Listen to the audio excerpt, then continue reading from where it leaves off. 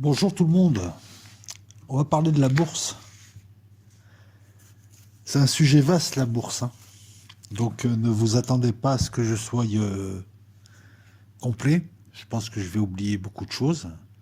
Mais l'objectif, encore une fois, c'est de voir la structure, de la comprendre, de la replacer dans un contexte, de voir pourquoi elle est arrivée, ce qu'elle est devenue et ce qui pose problème. L'objectif, c'est de montrer la naissance à partir d'un besoin d'une structure dont le rôle va évoluer au fil du temps. Structure qui va devenir un être. Et oui, oui. J'ai pas parlé d'être conscient, j'ai parlé d'être. Un être qui peut être nocif, à l'heure où je te parle, une sorte d'épée de Damoclès. C'est un être sans conscience, la bourse, qui dépend de l'économie d'abord, qui s'en est nourri ensuite, et qui la dévore, parfois, comme là, ces dernières années, avec des crises. C'est quelque chose qui, en même temps, qui va se déconnecter progressivement du réel, et plus il se déconnectera du réel, et c'est ça le paradoxe, plus il va impacter l'économie réelle, nos vies, nos sociétés. La bourse d'aujourd'hui peut écrouler l'économie mondiale, comme en 2017, avec plusieurs crises combinées, hein. Crise des CDS, les subprimes, comme en 2011 aussi, avec la crise de l'eurozone et des dettes publiques. La bourse va devenir une hydre composée, animée, de millions de petites cellules, de millions de petites mains. Et pire, aujourd'hui, et on en parlera aussi vite fait, parce que ça supposerait une vidéo à part entière, on parlera de trading haute finance où tu t'aperçois que plus de 95%, il me semble, hein, je ne veux pas dire de bêtises, je mettrai ça au montage, plus de 95% des ordres, des échanges, des flux, du sang qui circule dans les veines d'une bourse qui est dématérialisée, bah, c'est le produit de bots maintenant. C'est même pas des ordres d'achat humains, c'est des robots. On joue la milliseconde, on achète, on revend. C'est ce qui en a fait un être qui maintenant n'a même plus besoin des humains, puisqu'il a des bots qui peuvent animer. La bourse peut s'animer toute seule.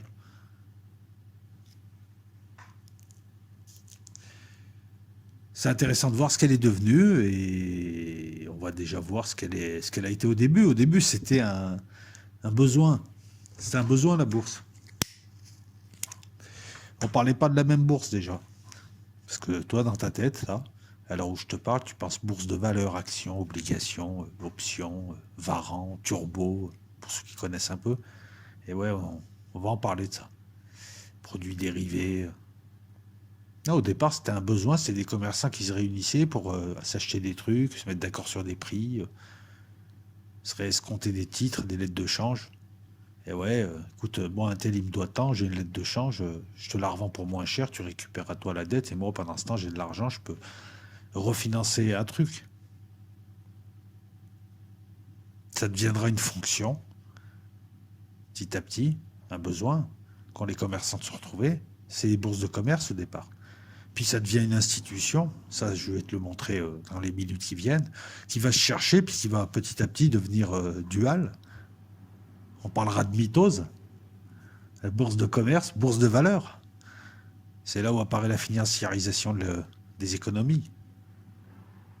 Je ne vais pas te parler de détruire la bourse, c'est pas bien la bourse, c'est une stupidité. Pourquoi c'est une stupidité? C'est très simple.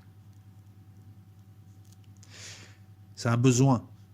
Le commerce a besoin d'argent. Le commerce et l'économie ont besoin d'argent pour investir. Et il y a de l'argent, il faut le drainer. C'est l'argent des épargnants, c'est l'argent qui reste en trop, il faut le drainer. La bourse, c'est un outil, c'est des veines, c'est des vénules. Comme la banque est un outil, c'est les deux outils de la financiarisation. Il y aura toujours besoin d'argent. Donc si tu détruis la bourse et ses structures, et certaines de ces structures sont saines, on va le voir aussi, tu auras toujours besoin d'argent, tu vas recréer quoi? Une autre bourse, avec d'autres structures. Tu vas perdre du temps, de l'argent, du temps. Oui, j'ai dit 2 fois temps, mais le temps c'est de l'argent, donc argent au triple, argent au cube, qu'est-ce que je raconte? Tu vois ce que je veux dire? Il faut réformer et revenir à une bourse qui était auxiliaire et qui était un outil, pas une bourse qui est devenue un être, une hydre qui te menace.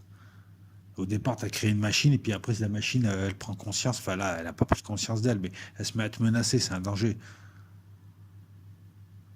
Il faut la réformer et conserver ses structures saines pour qu'elle redevienne un auxiliaire de l'économie réelle, comme la banque. Alors là, ce qu'on voit, c'est une déconnexion avec le réel. Le marché des cryptos est l'illustration la plus sublime de cette déconnexion du réel, puisque tu crées maintenant des marchés sur des choses qui n'existent pas, qui n'ont que qui n'ont de nom, enfin, qui n'ont de nom que leur valeur. Une crypto aujourd'hui, c'est de la valeur, c'est des marchés purement spéculatifs. C'est pas moi qui le dis, c'est les spécialistes, hein, que tu aimes ou tu aimes pas, tu participes à la spéculation. C'est la vie, c'est comme ça. Après respect, hein. Il faut que ça redevienne un auxiliaire qui draine l'épargne, qui permette les investissements, qui réunisse ceux qui ont avec ceux qui peuvent. Ceux qui ont et ceux qui font. Ceux qui veulent et ceux qui peuvent. Un auxiliaire qui ne te contamine pas, un outil, pas quelque chose qui te mord. Encore une fois, c'est toute histoire, je vais t'embêter avec ça, toute histoire de mécanismes, de structures qui font les gens et les actes. C'est le résultat. Si tu crées des mécanismes qui permettent la spéculation, il y aura de la spéculation. Si tu les enlèves, il n'y en aura plus. C'est comme ça que ça marche. La finance en elle-même n'est pas négative. La finance doit être contrôlée, doit être chevauchée. C'est une force qui doit être chevauchée. Parce qu'elle s'étend tout le temps, elle en veut toujours plus et elle finit par tout salir, tout pervertir. Finance, ça vient de quoi? Ça vient de finare, du latin finare, fixer un prix, une amende, rapporter de l'argent. Ça comprend le bancaire et le boursier, au final. Sachant que les deux vont apparaître presque en même temps et les deux vont... Alors, le bancaire va prendre le pas au départ et puis le boursier arrivera par la suite.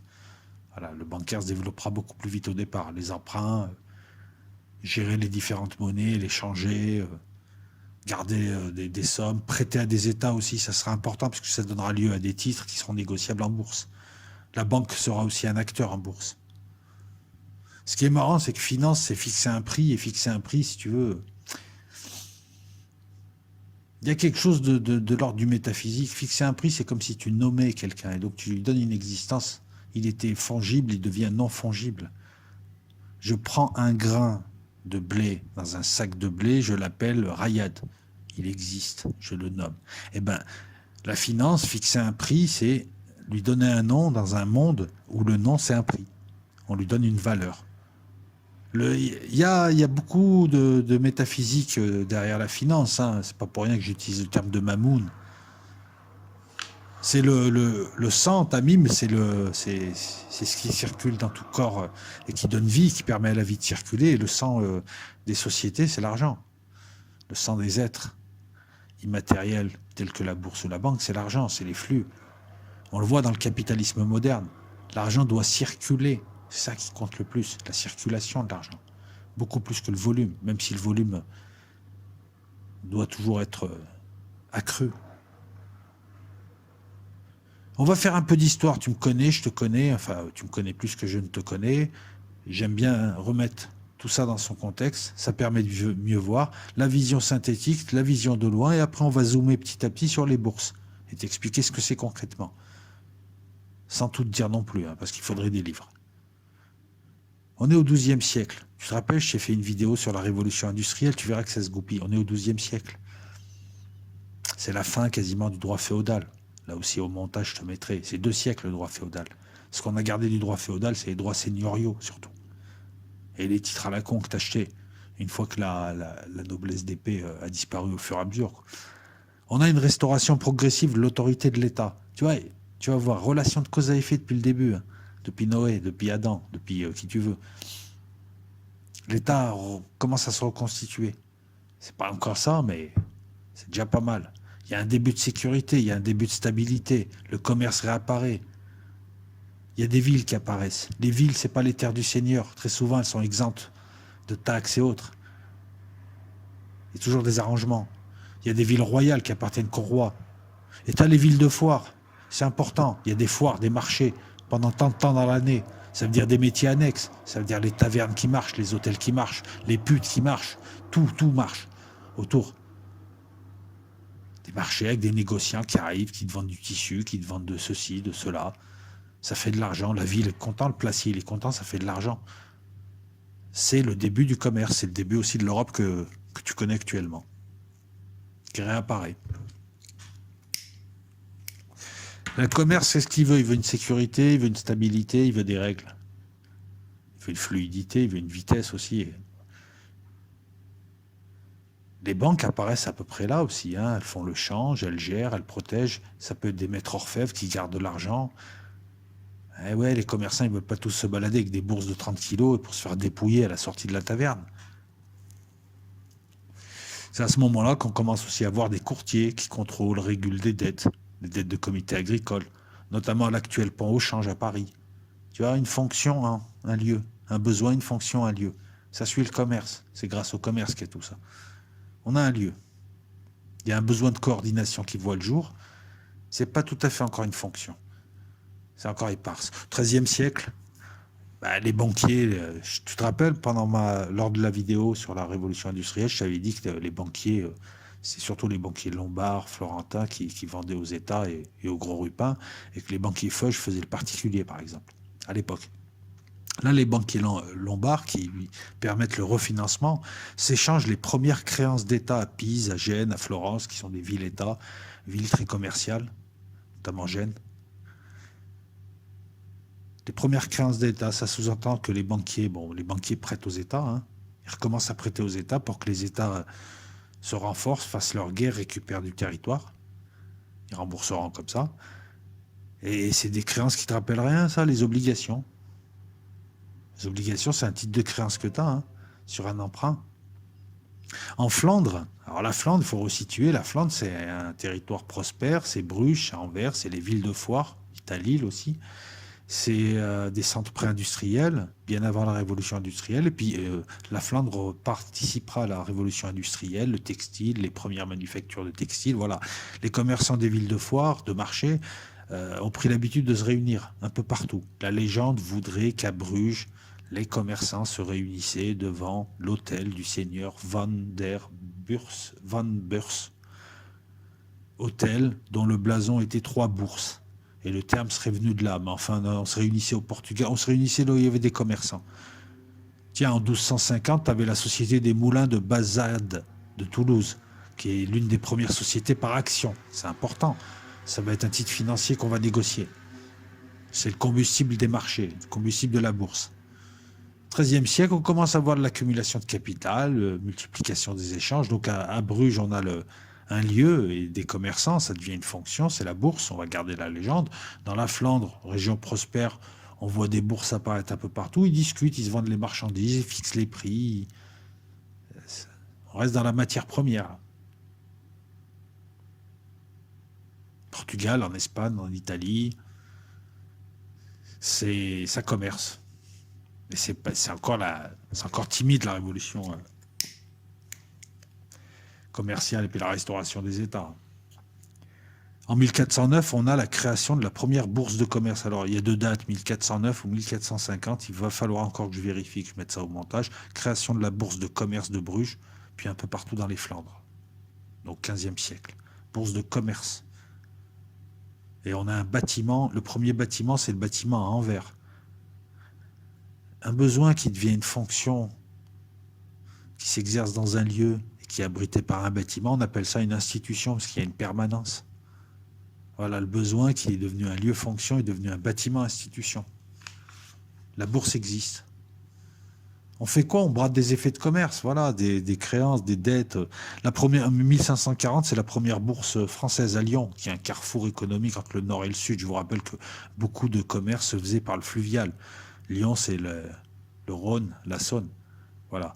Pourquoi le fluvial? Parce que c'était sûr. 1571, le Royal Exchange à Londres. La reine ne voulait pas du terme bourse. L'Angleterre commence là, c'est le siècle d'Élisabeth. À l'époque, tu as l'Espagne qui décline, commence à décliner, la France et l'Angleterre qui arrivent, et les Hollandais qui sont là, mais qui ont un petit pays, une petite surface, une petite envergure, des petits poumons, tiendront 3 siècles. L'Angleterre commence à se développer sur le plan maritime. Les corsaires, les pirates, les îles, la Jamaïque, tout ça, elle ne prend pas sur les Hollandais, mais ça prendra un peu de temps. C'est l'ère des grandes découvertes, c'est les temps modernes, c'est les colonies, c'est les épices, c'est les nouveaux produits, c'est les matières premières. Après la période militaire, on a la période des armateurs. des gros négociants qui mettent de l'argent et qui, comme à Venise, hein, on verra, mais très très tôt déjà, une bourse aux parts de navires. Tu es armateur, tu as de l'argent, tu veux armer tu veux acheter telle cargaison, tu la réceptionnes au port et tu iras la vendre à des négociants qui la vendront dans des magasins. Et en général, c'est des trucs qu'il n'y a pas en Europe. Et les grandes fortunes, elles ont commencé là, comme à Marseille. Les grands armateurs, donc qui dit armateur dit aussi les mecs qui ont les bateaux, qui vont avec, les mecs qui construisent les bateaux, tout ce qui va avec, les tavernes autour, ça crée une économie. Les grandes assurances qui se développent là, et puis les banquiers qui prêtent l'argent aux armateurs. Les grandes fortunes. Les temps modernes, c'est ça. Et c'est le capitalisme d'aujourd'hui. Ce sera les Amériques, l'or, l'épice, cacao, pommes de terre. Sans parler de l'esclavage, c'est le début du commerce triangulaire. L'Afrique, ça sera 18e, 19e siècle. Voilà, c'est l'époque des armateurs, des négociants, des compagnies privées aussi, qui ont la puissance d'État. Compagnie néerlandaise des Indes orientales, compagnie anglaise des Indes, compagnie française, qui elles auront leur propre armée, qui seront, voilà. La bourse suit lentement, c'est surtout le bancaire à cette époque. Tu as toujours les États aussi qui empruntent aux banquiers et qui se mettent aussi à emprunter sur les marchés. En 1555, tu as le premier emprunt royal, international, 2 millions d'écus sur 11 ans. On vient de privatiser la dette royale sur le marché. Les Anglais font l'inverse, ils nationalisent une dette royale avec le Royal Exchange. Ils font payer les habitants. C'est plus sur... Les temps modernes, c'est la première grande révolution capitaliste, la révolution commerciale. Mais bon, on est à la voile, on tourne à la voile. Les liaisons sont... Il faut que ça se développe, il n'y a pas le droit qui va avec, il n'y a pas les outils juridiques, il n'y a pas le volume, il n'y a pas la massification qu'apportera la révolution industrielle. 1600, la Banque d'Amsterdam, c'est la première grande banque moderne parce qu'elle crée un réseau de banques commerciales qui prêtent, elle les gère, elle centralise les virements, elle fait circuler des certificats de dépôt qui sont quasiment l'équivalent de billets. Les premiers billets, la première émission de vrais billets de banque, c'est la Banque de Stockholm. Mais il n'y a pas de réescompte. Et la véritable première banque capitaliste mondiale, c'est la Banque d'Angleterre en 1694. Et là, les Anglais prennent le pas petit à petit sur les Hollandais. Elle permet le réescompte. Le réescompte, c'est j'ai des titres de créance, je les refourgue moins cher, mais je récupère de l'argent, je gagne du temps au lieu d'attendre 1 an, 3 mois, 6 mois. Et je me refinance. Elle gère un réseau de banques commerciales qui va jusque chez le particulier. En France, il faudra attendre un siècle de plus pour avoir ça. Le commerce se financiarise à ce moment-là. Les grandes compagnies aussi. 17e siècle, les Hollandais en premier utilisent la bourse pour financer des sociétés comme la compagnie néerlandaise des Indes orientales. On peut drainer 10 fois plus de capitaux grâce à la bourse. C'est la création du premier marché. Le marché où on émet des titres. Actions, obligations. Là, ça a plus la forme d'une obligation, mais ça pourrait être des actions, c'est-à-dire des dividendes. On donne des dividendes, une participation au bénéfice. L'action est un titre de propriété sur une structure juridique, l'obligation est un titre de créance. L'un l'autre peuvent avoir une plus-value, peuvent te donner lieu à une plus-value, peuvent te donner lieu à, pour l'action, une dividende, pour l'obligation, des versements annuels, mais c'est pas la même chose. La création du premier marché, 1602, première bourse à émettre des actions et obligations, qui permettent à la compagnie néerlandaise des Indes orientales d'avoir suffisamment de fonds pour aller ensuite dans les Indes orientales et faire du négoce et permettre le négoce et avoir des monopoles et le négoce sur tel ou tel truc, le tabac, le machin, le caoutchouc, le ce que tu veux. 1688, Londres, c'est là où il y a les premières cotations d'actions et obligations. C'est la création du deuxième marché. C'est le marché le plus important, c'est là où se font les échanges. J'achète des actions qui existent déjà. Première émission, premier marché, marché primaire et marché secondaire pour l'autre. Là, le commerce se financiarise. Et la bourse commence à être intéressante puisqu'elle permet de drainer des fonds et on peut éviter l'emprunt des banquiers en émettant soi-même soit des emprunts, soit des actions, soit différents titres. Je ne rentre pas dans le détail des titres. 1634, c'est aussi le premier krach boursier. Bourse de commerce. Alors là, à l'époque, les bourses étaient encore mixtes. Tu avais au sein même du même bâtiment, tu avais les bourses de commerce et les bourses de valeur, parce que là, ça démarre en bourse de valeur. On est encore dans un régime mixte. Le premier krach boursier sur les cours élevés des bulbes de tulipes. Voilà, bulle spéculative, ça tombe. 1634. Je vais t'en balancer quelques-unes de dates. 1719, John Law, en France, les assignats, c'est entre le billet de banque et le titre de créance. Ça marche pas. On dématérialise progressivement, on s'éloigne de l'or, on met un écran. Ça se négocie. Donc forcément, ça se négocie en bourse. Il y a un marché qui se fait, même s'il n'y a pas de bâtiment. 1724, c'est la création de la Bourse de Paris. 1774, la France, après la création du premier marché par les Hollandais en 1602, après la création du second marché, de ce qui deviendra le second marché en 1688 par Londres, la France crée la criée. Les cours doivent être criés pour être plus transparents. On crée le parquet, ce qu'on a appelé la corbeille, qui restera jusqu'en 86 pour le marché principal et qui sera ensuite il y a Walou et ensuite il n'y a plus personne, tout est dématérialisé. Tu accèdes à la bourse par informatique, mais la criée demeure pour le matif, les marchés, les contrats à terme. J'expliquerai ce que c'est tout à l'heure. En 99, le matif, ouais, il y a plein de marchés, il y a plein de produits, tu vas voir, c'est ça partout géante. Non, c'était compliqué d'absorber tout ça.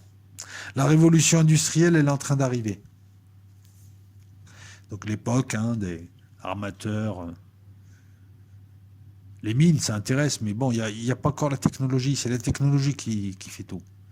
Et puis le juridique est en train de se faire, mais il n'est pas encore fait, le secteur bancaire, tu vois, il y a encore des choses. Là. Voilà.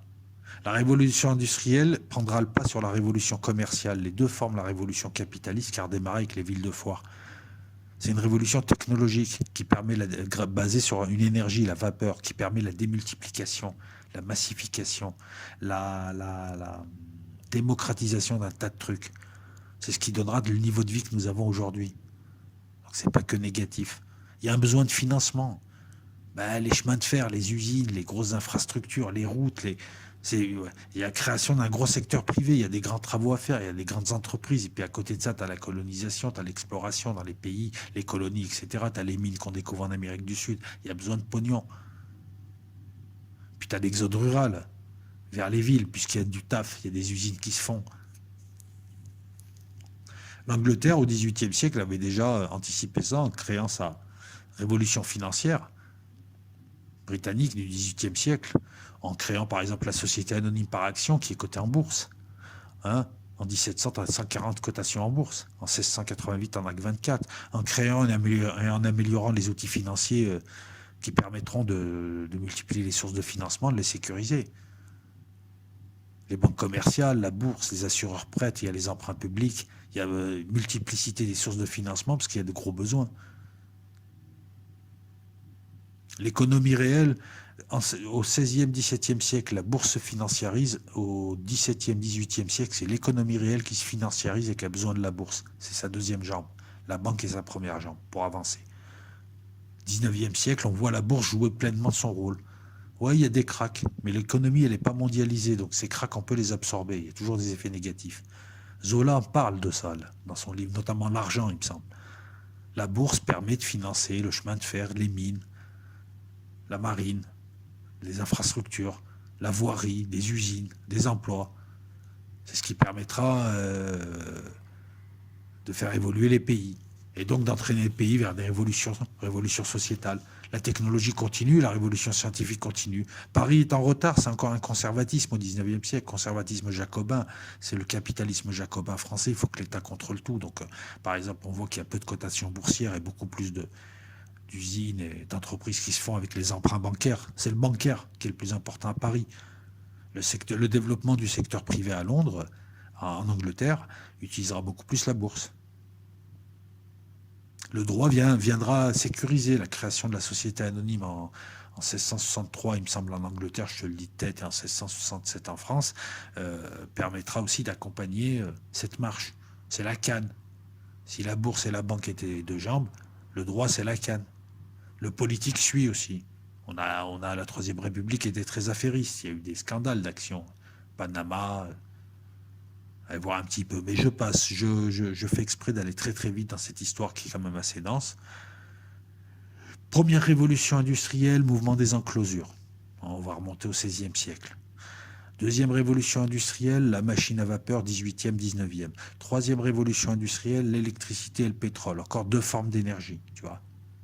Alors que la quatrième révolution industrielle, elle se basera plus sur l'énergie, mais sur les télécommunications et les liens et les transmissions et ce monde immatériel qui est Internet, par le biais de l'informatique. En fait, c'est l'informatique, la multiplication de.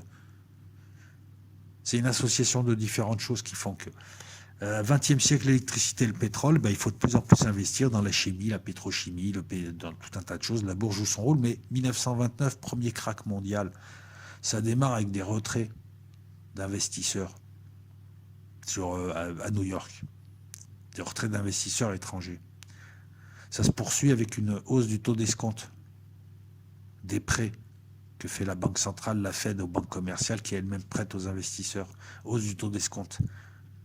Et ainsi de suite, jusqu'à des faillites en Angleterre, etc., avec un contexte économique qui était au ralentissement, et avec un truc qui est intéressant, et je vais l'associer à 87, c'est qu'en 26, on a créé des mécanismes pour populariser la bourse et faire rentrer les particuliers.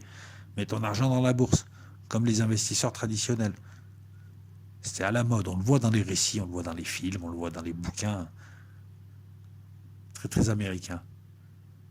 Et en 26, on a créé un mécanisme où avec 10% de couverture, 10% de la somme, tu pouvais acheter des actions, c'est le call loan. En 29, la bourse est liée aussi à ça, à l'entrée des particuliers. On commence à avoir une bourse déjà, c'est là où la bourse commence à faire peur, puisque la bourse, qui était un outil, provoque une récession de 11 ans jusqu'à la grande purge, 40-45, la guerre, la purge du capitalisme, c'est la guerre. Hein, mais durant toutes les années 30, il y a eu une récession qui est racontée, il suffit de voir l'histoire. Pour la première fois, la bourse a été nocive pour le monde et pour l'économie réelle. Elle a été irrationnelle et incontrôlable. Elle a été une épée de Damoclès. Elle est encore utile, elle est nécessaire, mais on prend conscience que l'outil peut détruire celui qui anime l'outil. Et en 87, c'est pareil. En France, on a essayé de populariser les actions. Hein. Je me rappelle des mecs qui se prenaient pour des grands hommes d'affaires. Ils avaient acheté 5 actions Paribas. Et tout de suite après, le crack.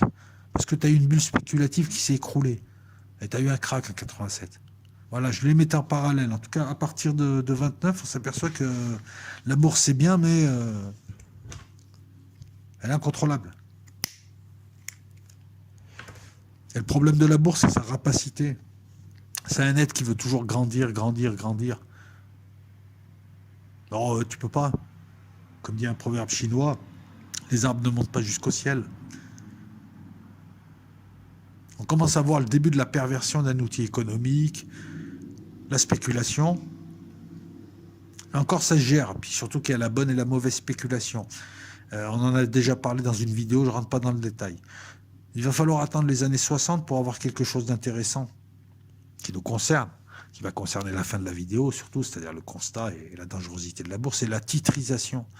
Un truc à la mode dans les années 60, mais dont les bourses européennes vont s'enticher dans les années 2000, en achetant des produits dérivés de crédit, comme des CDS, des CDO, en achetant trop d'ailleurs. La titrisation, c'est... on va lui attribuer la responsabilité partielle de la crise des subprimes de 2007, de la crise de l'eurozone de 2011. Avant d'aller plus loin, en fait, avant d'aller plus loin dans l'histoire, titrisation, il serait bon quand même d'expliquer ce qu'est la bourse actuelle, pour que tu comprennes. Hein, voilà. Les années 60, titrisation, années 70, informatisation, années 80, là c'est n'importe quoi. On va y revenir. Tu as un besoin au départ qui devient un lieu-fonction, qui devient une institution, qui est d'abord spécialisée dans les matières, qui est connectée au réel. Puis dans les titres financiers, première déconnexion avec le réel. Pour se déconnecter totalement, tu le verras dans les années 80, parce que même certains produits, comme les produits dérivés de crédit, sont déconnectés du réel. Hein, il leur faut un sous-jacent pour être rattaché au réel. Un truc qui est né avec le commerce et la banque, qui devait accompagner et aider le commerce, aujourd'hui le menace. Le domine même, et domine le reste, puisque le financier maintenant pervertit le politique, pervertit le juridique, pervertit tous les aspects de nos vies, en étant trop puissant et en imposant sa logique.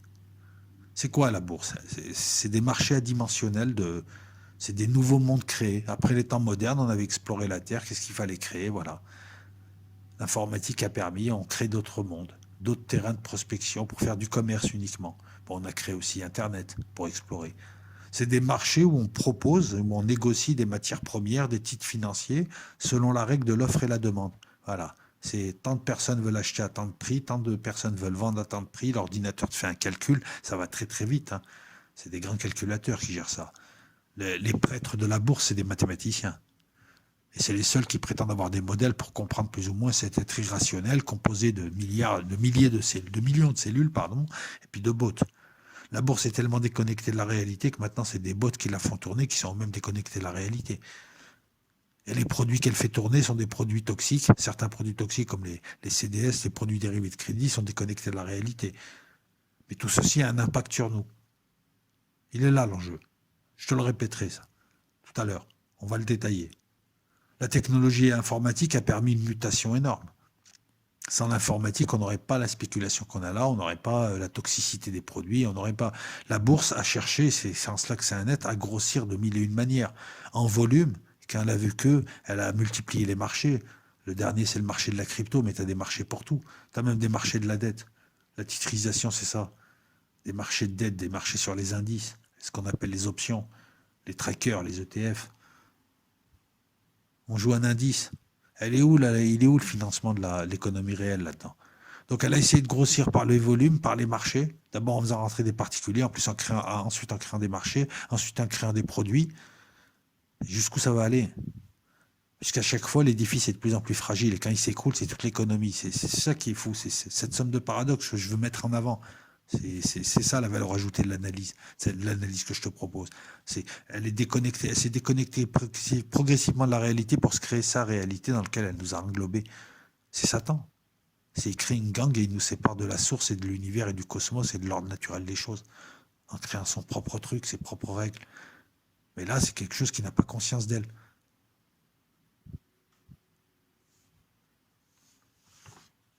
La bourse aujourd'hui, c'est pas de titre, t'as pas de titre dans les mains, t'as pas d'endroit où aller.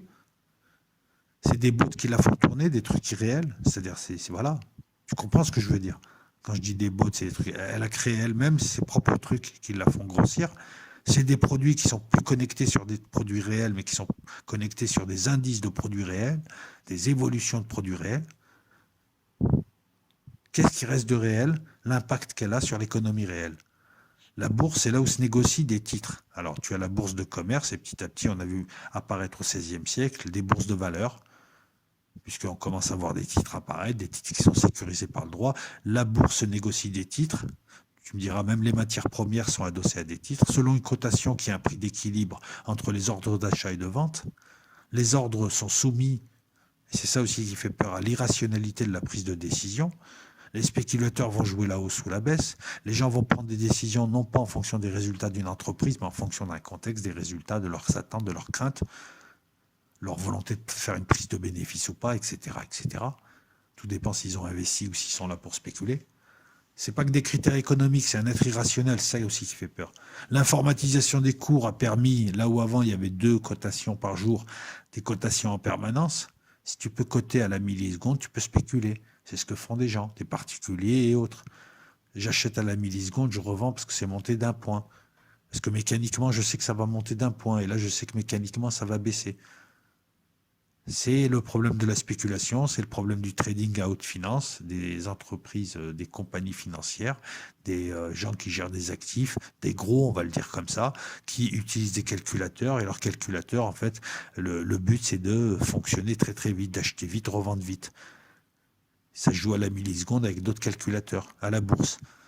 Allez voir un petit peu, il y a des documentaires sur le trading haute finance, c'est quelque chose qui fait que c'est uniquement que des bots qui agissent. Là, à l'heure où je te parle, voilà, ils ont acheté à telle milliseconde, ils ont revendu à telle milliseconde un truc parce qu'il est monté d'un point ou d'un demi-point ou d'un millième de point. C'est la multiplication de tout ça qui fait des fortunes.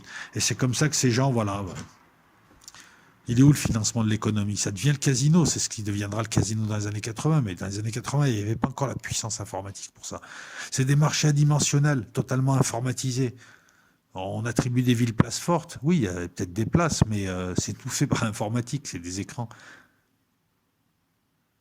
Et il faut passer par des acteurs boursiers, tu ne vas pas comme ça, tu passes par des gens. Même les institutionnels passent par des gens. Il y a des intermédiaires boursiers. C'est une institution publique ou privée à la base, qui permet d'avoir des taxes, de gratter de l'argent et qui vit des échanges et des taxes. La bourse est surveillée très souvent par une institution, la COB en France, la Comité des opérations boursières, mais voilà, qui est indépendante, qui est souvent liée à l'État. Il faut que tu comprennes ce qu'est une bourse avant de comprendre les problèmes. Tu as plein de bourses en fait. Tu as la bourse de matières premières, métaux précieux, énergie, matières premières agricoles. Tu as les bourses de valeurs et de capitaux. C'est les bourses que tu connais toi. C'est dans l'acception classique. C'est voilà, les bourses d'actions, obligations, les titres financiers négociables. Tu as le marché d'échange, les devises. Ça, c'est un marché de gré à gré. C'est un autre type de marché. Qui dit bourse dit plusieurs marchés. Là, mais le marché d'échange, il est à part. Tu as les bourses spécialisées dans les produits dérivés de crédit, dans les indices, contrats à terme, futurs, options. Tu as les bourses de crypto. Tu peux créer une bourse pour tout, même une bourse au livre. Les acteurs, c'est pareil, tout le monde est acteur, même les particuliers, les entreprises, les fonds de retraite, les fonds spéculatifs, les établissements financiers, les gestionnaires d'actifs comme BlackRock. Après la crise de 2007, les banques sont tombées au niveau puissance. Elles n'avaient pas les liquidités parce qu'elles avaient des bilans pourris par les CDS qu'elles ont achetés qui se révèlent être des produits toxiques. Donc voilà. Sont apparus les mastodontes que sont les gestionnaires d'actifs, comme BlackRock. Eux, ils gèrent les trucs des banques et des fonds de pension et tout ça. Ils te gèrent tes actifs et ils les gèrent en bourse. BlackRock, c'est 6 000 milliards d'actifs. 6 000 milliards d'actifs. Le budget français, c'est combien le budget français? C'est pas 6 000 milliards d'actifs.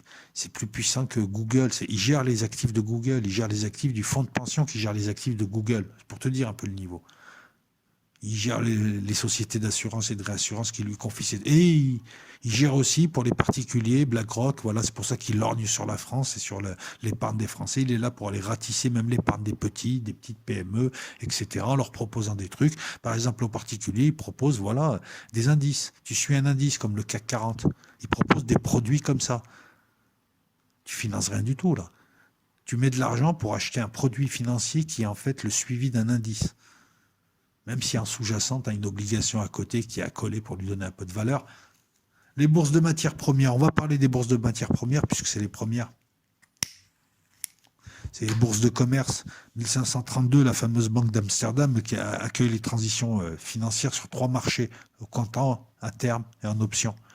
L'option, c'est le droit d'acheter ou pas des marchandises à terme. C'est tel moment, je t'achète ton truc à tel prix. Par contre, je ne suis pas obligé de te l'acheter. Si le truc qui monte, je te l'achète à tel prix, je vais faire une plus-value, un call. Sinon, je fais un put. C'est ça le marché à terme. Sinon, je ne t'achète pas. Ou alors, je peux jouer la baisse. Le marché des matières premières, c'est un tiers du commerce mondial. C'est ce que tu bouffes. Voilà. 1530, la banque d'Amsterdam. Qui dit banque d'Amsterdam, qui dit Hollande, qui dit Angleterre, dit bateau, dit maritime, dit colonie. La bourse de matières premières pose problème aussi. Donc 3 marchés, le comptant, le terme et les options. Les options qui peuvent être des varants, des futurs, des turbos.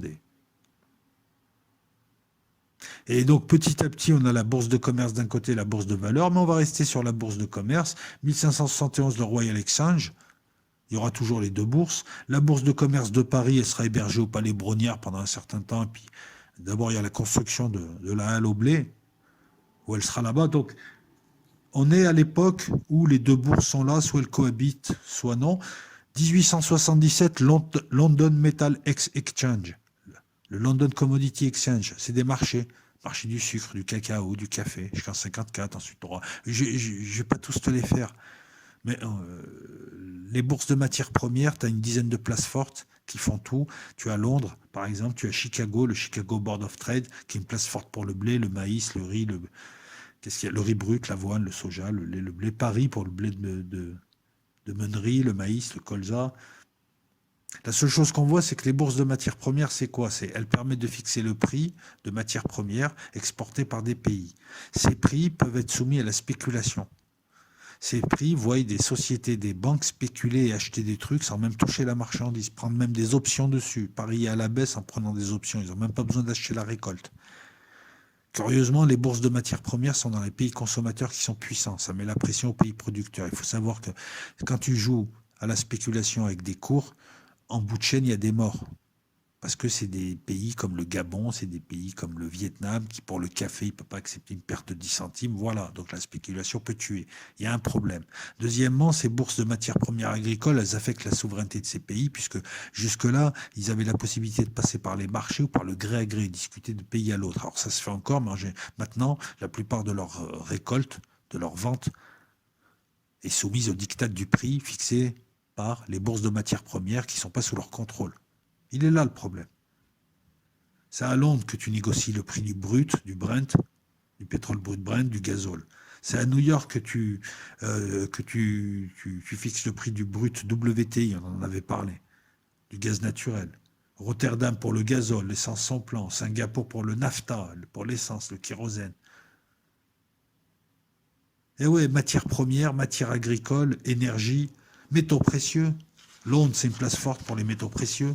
L'or, le platinium, le London Bullion Market. À Paris aussi, l'argent, l'iridium, l'or, le palladium, le platine, le rhodium. Le rhodium, c'est important pour les bijoutiers, pour les sertissages de bijoux. Le platine, New York, les métaux non ferreux, les métaux stratégiques. Tu as beaucoup de marchés qui ne sont pas des marchés de capitaux. Là, ça porte sur le réel. Là, on est dans des bourses où on fixe des prix. Oui, il y a le côté spéculation qui est chiant, mais on fixe un prix, il y a un besoin, on est encore dans le rationnel. On remarquera qu'on peut tout négocier, on peut aussi spéculer sur tout. C'est des marchés qui sont réservés aux professionnels, aux institutionnels, donc il y a une certaine stabilité qui permet. Mais même en matière de bourse de matières premières, même en matière de bourse commerciale, tu vois que ça affecte quand même, ça peut affecter des économies de gens qui n'ont pas le contrôle de ces bourses.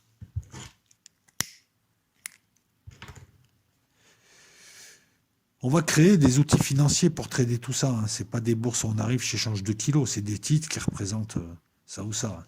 Voilà, un tiers du commerce mondial en 2011. Et puis ces marchandises achetées. Les prix nous intéressent aussi, pas que les pays producteurs. Selon le prix qui est fixé, tu vois, il y a un affrontement entre les pays producteurs et l'industrie de l'agroalimentaire, qui, elle, veut les toucher à la base et elle va les acheter à la tonne, très, très peu cher. Et ça va affecter les prix à la consommation. Tu vois, l'impact boursier. Mais bon, ce genre de bourse permet de fixer un prix, permet à une utilité. C'est des marchés qui sont volatiles. Et il est là le problème. C'est-à-dire que les prix peuvent bouger quand même. Je te parlais de stabilité tout à l'heure, je me plante un petit peu. Ça, c'est, et on l'a fait, les bourses de matières premières, je ne rentre pas dedans. Ce qui va nous intéresser, c'est les bourses de valeur. Avant que tu comprennes où est le problème. Bourse de valeur, hein, marché de capitaux. Je vais te parler d'actions, je vais te parler d'obligations, je vais te parler de produits de cession, de créances négociables, je vais te parler d'options, que sont les varants, que sont les futurs, que sont les CDO, que sont les CDS, que sont les forwards, que sont les trackers. Je vais te parler fonds d'investissement, donc SICAV, fonds communs de placement. Je vais te parler de produits dérivés structurés, de produits dérivés synthétiques. Il faut que tu comprennes ce qu'est une bourse de valeur. Tout à l'heure, on a parlé du premier et du second marché. Le marché primaire, c'est là où tu émets pour la première fois une action, le titre, on va dire le titre. Le deuxième marché, c'est là où s'échangent les titres. Maintenant, tu as plein de bourses qui permettent un accès progressif à leur marché. Je prends l'exemple de la bourse européenne, hein, Euronext Europe. Tu as Euronext USA, c'est grosse place forte en capitalisation boursière. Tu as Euronext, marché principal, hein, avec le CAC 40, les 40 entreprises françaises et la variation de leur cours, qui donne un indice sur lequel on peut spéculer. Hein. Tu as Eurogrowth, Growth, croissance, c'est pour financer les PME. Et tu as ce qu'on appelle les pré-marchés. Avant, on émettait sur des marchés de seconde zone, des bourses régionales. Maintenant, bon, tu as Euroaccess, c'est l'antichambre de la bourse, c'est pour avoir une première cotation. C'est un marché sans trop de règles. Chaque marché est bien régulé. Tu peux pas... des marchés, tu en as deux. Tu as le marché au comptant et le marché à terme, le MATIF. C'est l'engagement par un donneur d'ordre d'acheter ou de vendre à une échéance et un prix convenu d'avance. Mais il peut aussi se rétracter. Et marché à terme, il peut porter surtout sur un titre, une action, sur une devise, sur une matière première, sur tout. Produits financiers. La bourse, c'est simple, ça permet de placer ton argent, soit de spéculer, soit d'investir, de le mettre là plutôt que de le mettre en banque. Ça permet aussi, cet argent, il permettra de financer des entreprises, de les refinancer, de leur permettre des investissements, des augmentations de capitaux. Voilà. Ceux qui ont, ceux qui peuvent, ceux qui veulent, ceux qui n'ont pas, ceux qui feront, etc., etc.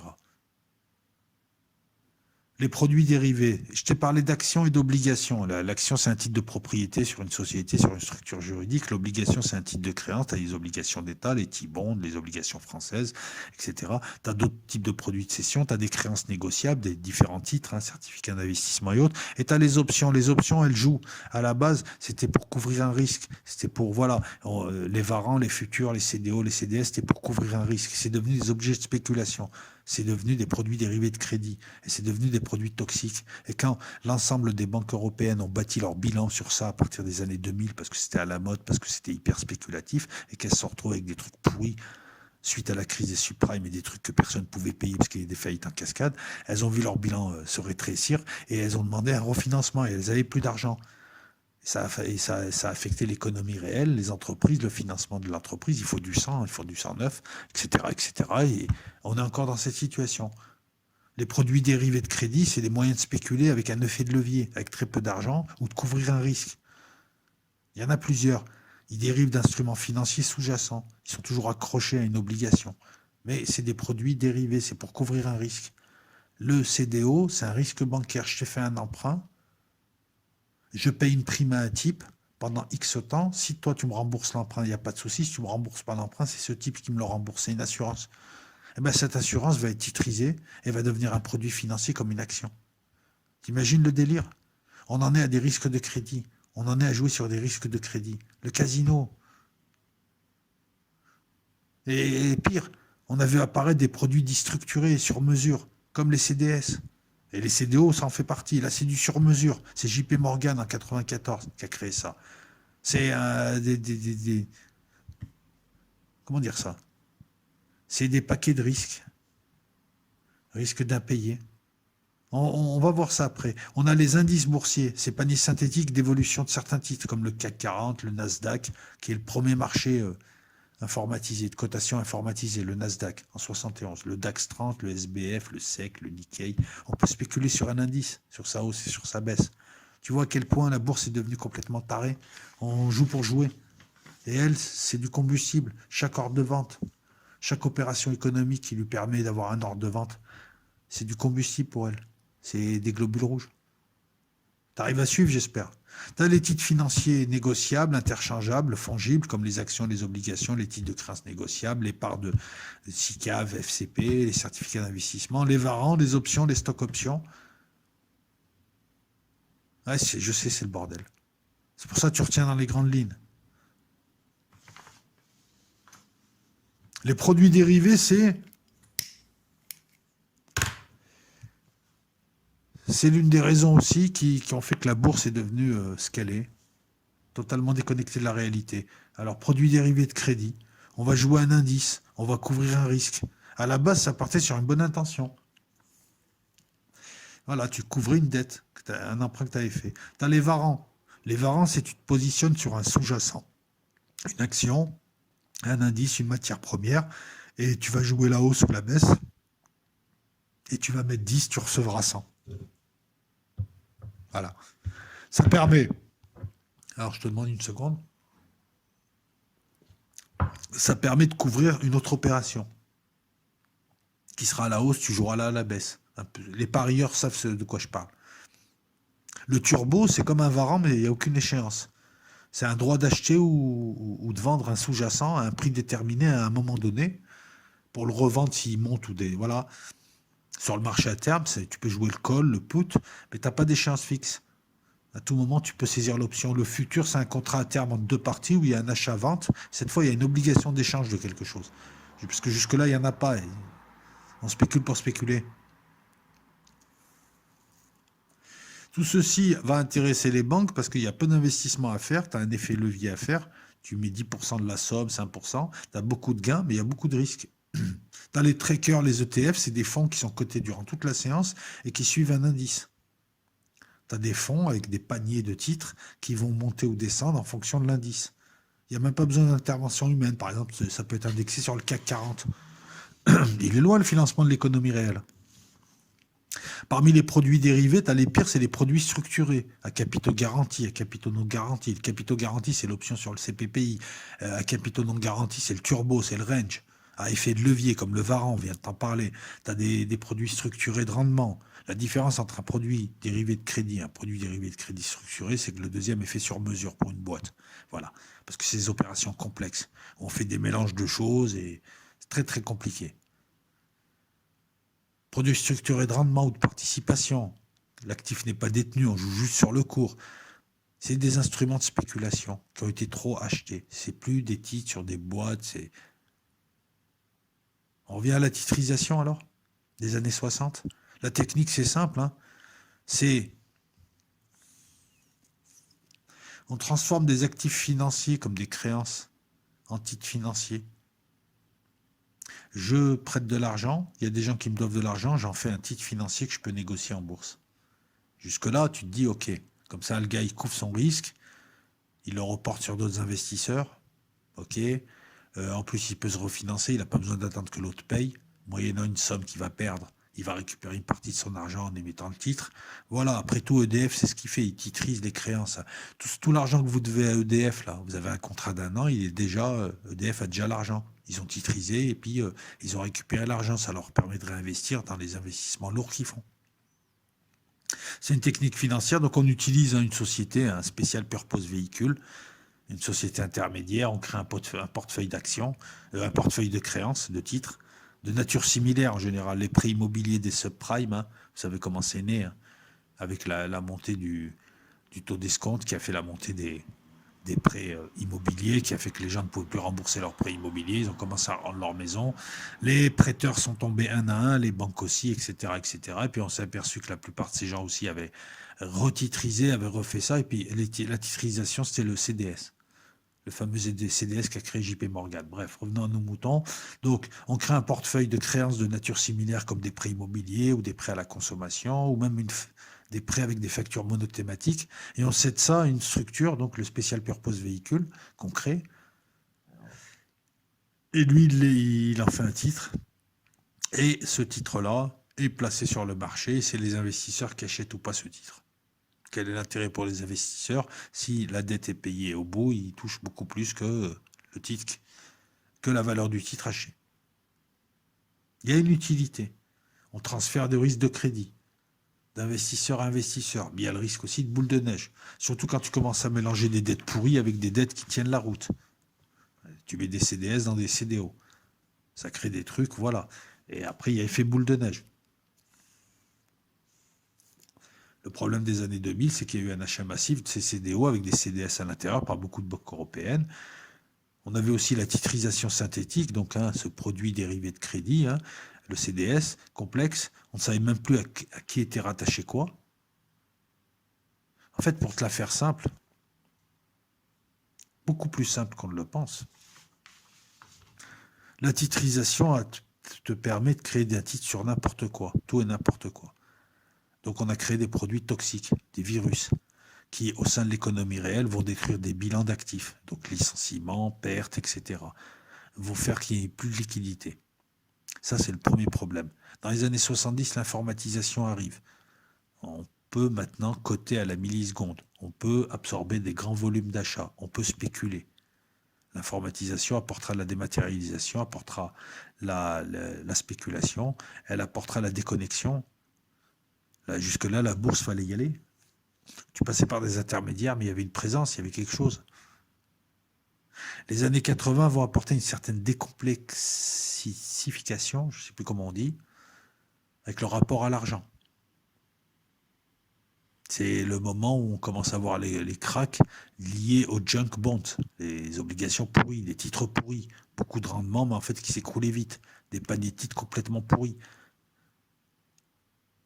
C'est l'époque des films, le Loup de Wall Street, tout ça, où la bourse s'est mise à être surnommée le casino, où la bourse existait pour exister en tant que telle, contribuait peut-être encore à aider l'économie réelle, mais avait une dangerosité, était l'égale de l'économie réelle, était son alter ego. Il fallait tenir compte des marchés.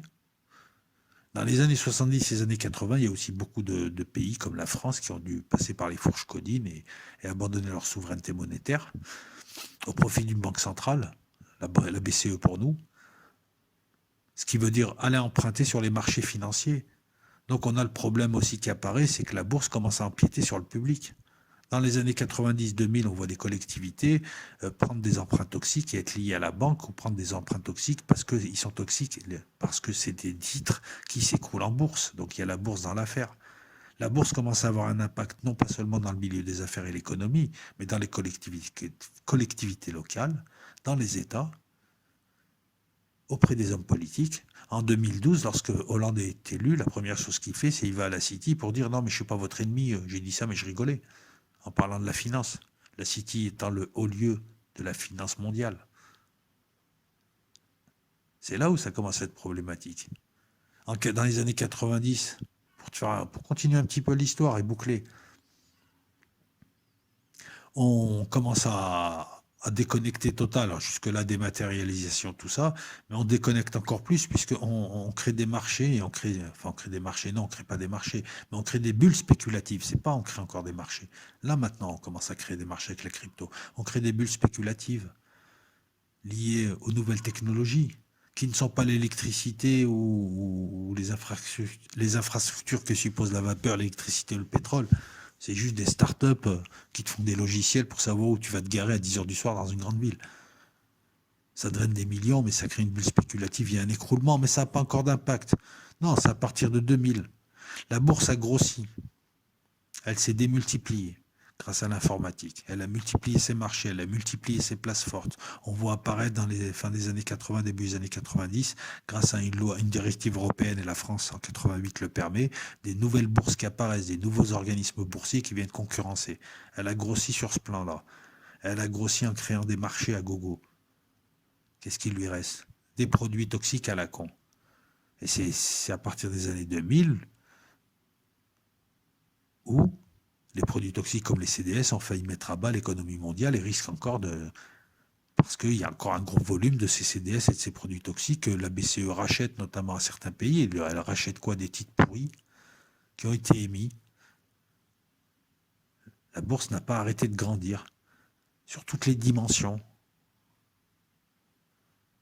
Et elle a accru son emprise, tel un cancer sur les autres dimensions sociétales, économiques, politiques, militaires. Tout est lié au marché. C'est les marchés qui décident et qui font la politique des États dans une économie connectée. Le problème, il est là. Une économie connectée qui n'a pas de sas. La théorie du sous-marin voudrait que l'économie mondiale ait des sas qui permettent de bloquer une crise. Mais pour ça, il va falloir abandonner peut-être un petit peu les liens rapides, une certaine mondialisation. C'est compliqué à poser. C'est comme le combat contre la spéculation. Il est compliqué. Ou le combat aussi d'un être qui se suffit à lui-même, ses propres bots le font tourner, et des dangers systémiques qui permettent d'apparaître, comme BlackRock, comme on a eu AIG qui est tombé, comme on a à Deutsche Bank. On a une économie avec des dangers systémiques qui tombent, ils entraînent tout le monde. Là aussi, il y a des concentrations qui ne devraient pas se faire. C'est ça ce qui est intéressant à retenir dans la bourse. Je pourrais broder un tas de trucs, sur un tas de trucs, techniquement parlant, mais j'ai préféré te faire un rapide survol et te montrer que voilà, c'est quelque chose qui était au départ un désir et qui est devenu un être qui te menace, dont tu dépends et dont tu dois tenir compte pour tes orientations, même politiques, même politiques de santé publique, c'est les marchés. L'État français tourne à partir d'une certaine date, c'est les obligations qu'il émet sur les marchés, qui lui permettent d'avoir de l'argent, des liquidités pour payer ses fonctionnaires, ses importations, ses dépenses. Et ouais.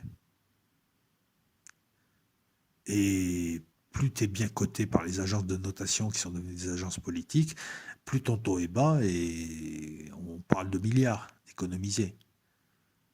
Et cette dette, tu vois, et encore une fois, le bancaire et la bourse, c'est le financier, ont piégé finalement les États, ont piégé les politiques notamment, hein, parce qu'il y a aussi consanguinité, alors que ces politiques sont censés être un sas, ils ne le sont plus, ils ont piégé ça. On a obligé progressivement les États à emprunter. Et si ce n'était pas à la bourse, c'est sur les marchés. C'est toujours une forme d'emprunt, excuse-moi, émettre des titres, parce que Les États émettent des obligations, c'est des emprunts d'État. On a lié la souveraineté, donc il y a une perte de souveraineté, puisque c'est les marchés qui vont décider. Il y a des pays pour lesquels les marchés ne donneront pas d'argent. Le Venezuela, à l'heure actuelle, sur les marchés, ça ne vaut pas un copec. La France, c'est bien noté, parce qu'ils suivent la politique de l'OTAN. C'est un tout qui fait que. Encore un danger. C'est pas que la spéculation et les méchantes personnes qui veulent faire 10 francs 6 sous sur la crypto, non.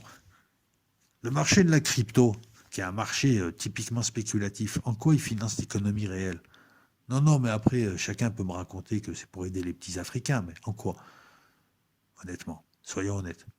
C'est purement spéculatif. C'est je mets mes billes pour espérer en récupérer plus de billes. C'est des nouveaux marchés boursiers qui sont entre le forex, on va dire, le marché des devises, le marché des changes et le marché des titres.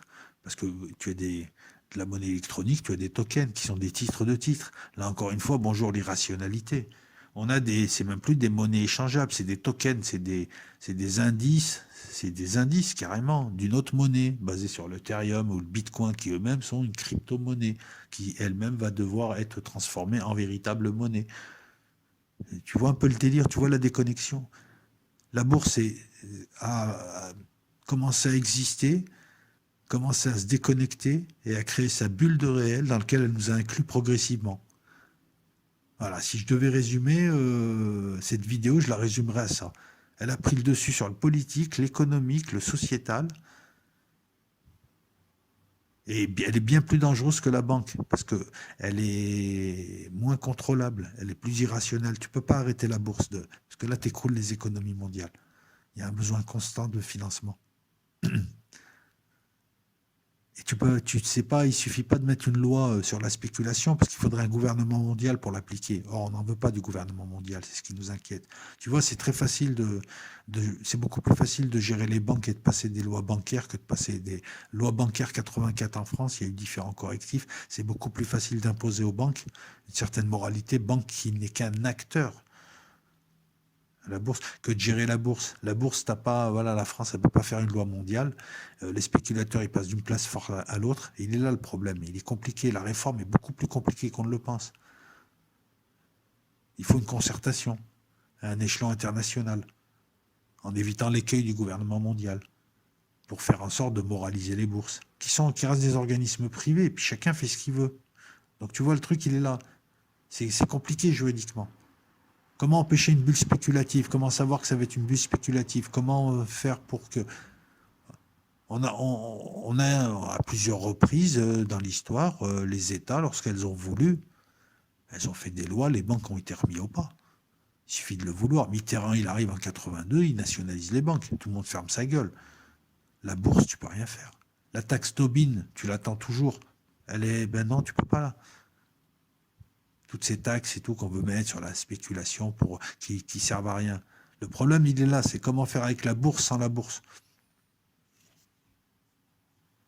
C'est un mélange de technologie qui a permis, et de la rapacité qui a permis que la spéculation, la multiplication des marchés, la multiplication des produits totalement irrationnels, la déconnexion totale de la bourse qui fonctionne, etc., etc., etc., les dangers systémiques, les too big to fail, tout ceci petit à petit fait que là, maintenant on voit apparaître les cryptos, mais demain tu peux faire une bourse sur n'importe quoi. Le problème c'est que cet argent-là, il peut se perdre. C'est du vrai argent. C'est ça qu'il faut que tu retiennes. Quelque chose qui se déconnecte. Et c'est en cela que c'est satanique. C'est cette gang qui nous isole du reste du tout, du vrai de l'univers, qui nous a contaminés. Voilà, je pense avoir tout dit. Je regarde un petit peu BlackRock, je t'en ai parlé. Je te dis, introduit en bourse en 99, il y a 6 000 milliards d'actifs. C'est beaucoup plus que certains pays ou même certaines grosses boîtes. Il fait travailler en bourse l'argent des multinationales, des fonds de pension. Voilà. Écoute, j'espère que cette vidéo te plaira. Ça va, 1 heure, c'est une vidéo encore correcte. Et puis je vais essayer de te lancer quelques vidéos de cet acabit avec une mi-analyse, mi-histoire. Voilà, 1 heure, je pense que c'est le bon format. Et puis on va continuer un peu. Et puis n'hésitez pas à proposer sur Patreon d'autres vidéos. En principe, celle-là sera posée en même temps que celle sur Paul-Henri Léger.